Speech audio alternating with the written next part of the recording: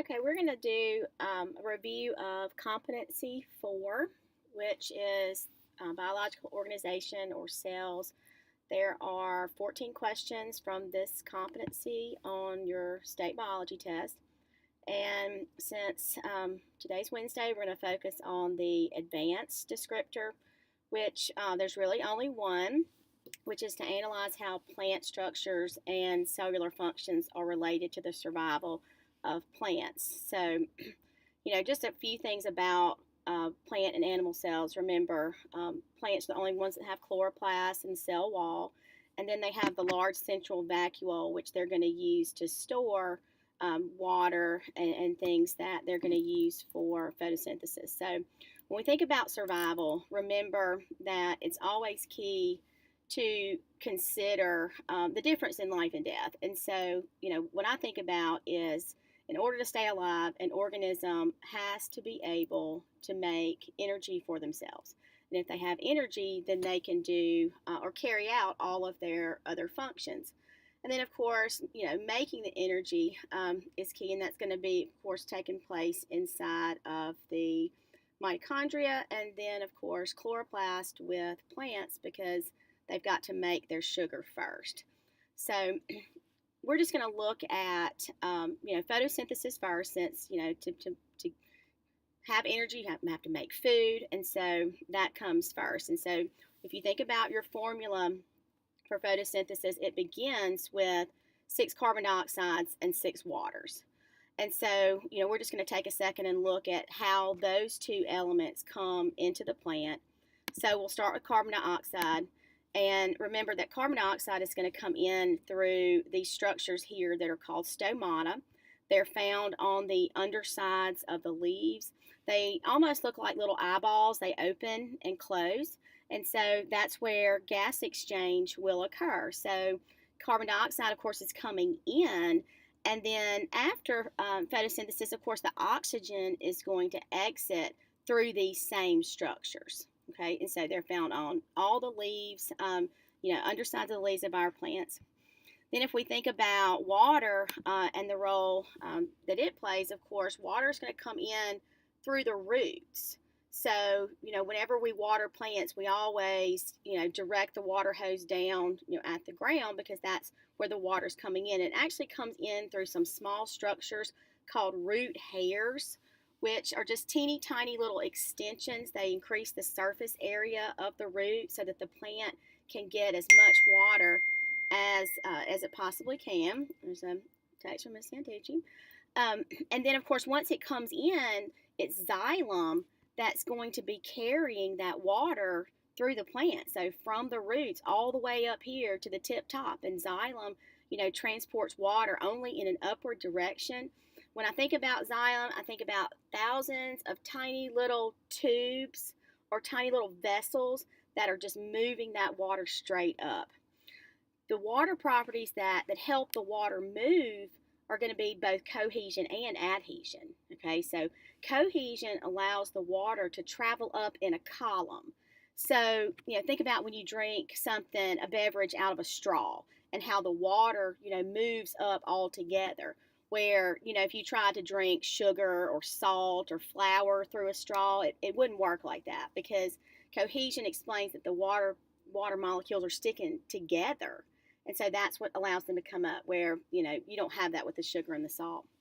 The second property is going to be adhesion. So, these little dotted lines are kind of good for explaining that. So adhesion is just showing this little dotted line between the sides of the xylem and the water molecule. So not only is the water sticking to itself, moving up in a column, it's also sticking to the side over here of those xylem tubes.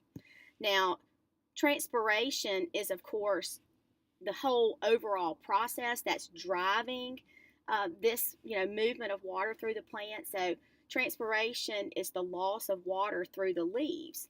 And if you go back over here to the stomata, that's something else that is going to be moving through this structure. So not only is carbon dioxide and water going to be moving through this structure, you also have water vapor that's doing the same thing.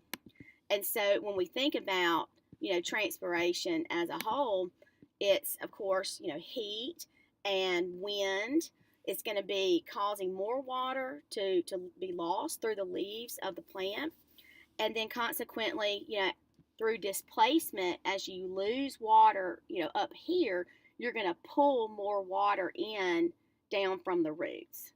This process, as I said a second ago, is going to be speeded up or increased by temperature, of course, increase in temperature and wind, and it's also going to be suppressed by humidity. And so, humidity is something that, causes us a lot of issues in the summertime here, makes us uncomfortable, but it also helps our plants to survive during those months where it is really, really hot outside. So, humidity kind of works both ways. And this is a little neat experiment here. Here it says if you covered up a leaf with a plastic bag, it'll get foggy after a little while because of that transpirational pull. Okay, so we've explained two things here. We'll just go back to our handout. We've explained how we get our carbon dioxide and how we get our water. Of course, you can't do photosynthesis without sunlight. So within the mesophyll of your leaf, so here is just the mesophyll space, that's where our chloroplasts are going to be located. The chloroplast is the photosynthetic engine within the cell, and the chloroplasts contain chlorophyll in the thylakoid membrane. And so that chlorophyll is it's a pigment, of course, it's going to absorb light. Now remember, the colors of light that are going to be absorbed, it's going to be red, and it's going to be kind of the orangey colors, which are going to have really long wavelengths. And then it's also going to absorb a lot of violet and blue, which has a really short wavelength. So plants are green because they're reflecting green light. So a plant is actually not using green light for photosynthesis. So I think that I've always thought that was kind of interesting. So in other words, a plant's least favorite color is green, and that's kind of weird to think of.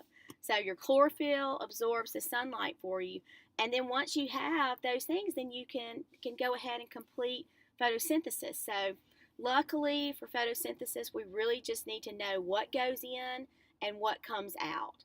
But of course, we know we're going to use the sunlight and the water during the light reaction, and then we're going to use that carbon dioxide during the Calvin cycle. And then, of course, once we do, we produce the glucose. And so then, once we get glucose, we're just going to send it over to the mitochondria along with a little bit of the oxygen that we make, and then we're going to use that to produce the ATP. And then the ATP is going to give the plant the energy that it needs to survive. And so that could be, that's of course going to be growth and production of new leaves and producing flowers, which leads us kind of to the next thing. Oh, and by the way, here's a cross section of our leaf that shows you where the chloroplasts are.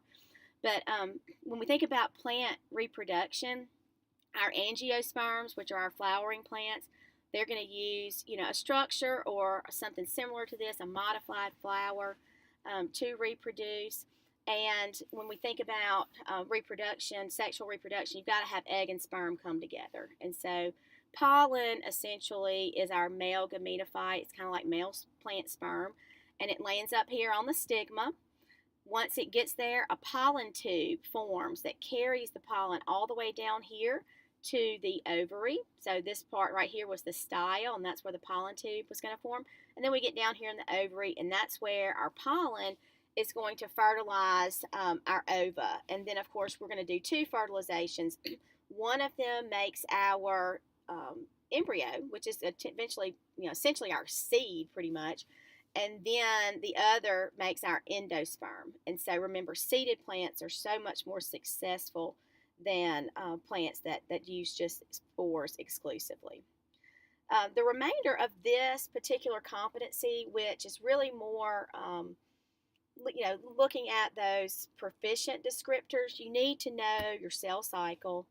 You need to know cell cycle is what helps you to make new body cells.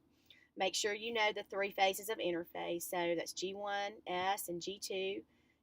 S is where the DNA replicates, where your chromosome numbers double. And then once you finish interphase, then you quickly move through mitosis. So remember, that's PMAT. Prophase, metaphase, anaphase, telophase, and then cytokinesis. So just Be sure that you can recognize pictures, which here's some pictures here of what the chromosomes look like in the different phases of mitosis. Now, if you compare that to meiosis, which is how you make sex cells, the process is going to be slightly different. There's two divisions. You don't have an interphase down here between meiosis 1 and meiosis 2. You're making 4 gametes, which remember have half the number of chromosomes that we had up here. When you see stages like metaphase, be sure that you recognize your tetrads. That's usually going to be, kind of a signal that we're looking at meiosis instead of mitosis. So we're not single file, we're 2 by 2 when we line up. We're over here, we were single file. So, just make sure that you can recognize those phases. And then, of course, the most important phase is prophase 1, and that's where you have synapsis and crossing over. So that's where your tetrads, their arms are going to kind of crisscross, and genes are going to jump from one chromosome to the other. And that helps to mix up the genes and makes real individualized gametes. And that explains why you and your brothers and sisters look somewhat alike, but not, totally and completely.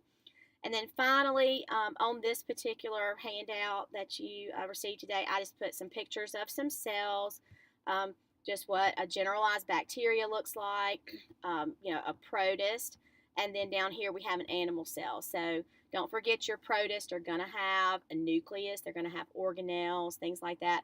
Where up here with the bacteria, we don't have a nucleus, and you don't see any organelles other than ribosomes, because remember, they're not membrane bound. So the rest of them are. So then be sure you look over your levels of organization, which is cell, tissue, organ system, and then organism. Okay, so if y'all have any questions, feel free to come back to another session or come see me at another time. So hope y'all have a great day, and I'll see you tomorrow.